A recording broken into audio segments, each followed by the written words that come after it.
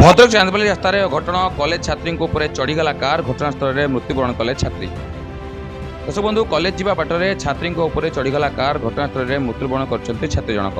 सूचना अनुसार तिहिड़ी थाना अधीन नंदपुर छक निकट में तालपोदारू जाउथिबा कॉलेज छात्री जनक कारटी चढ़ी जाता फल घटनास्थल में छात्री जनकर मृत्यु घटला।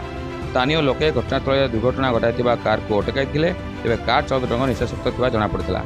छात्री मृत्युवरण पर घटनास्थल में उत्तेजना लगी रही बेले भद्रक चांदबाली राजरास्ता को अवरोध कर स्थानीय लोके फल उभय पटु गाड़ी मोटर जावासिया बाधाप्राप्त होता बेले घटनास्थल में पुलिस पहुंची जिला प्रशासन पहुंची आलोचना पर रास्ता रोक हटिला।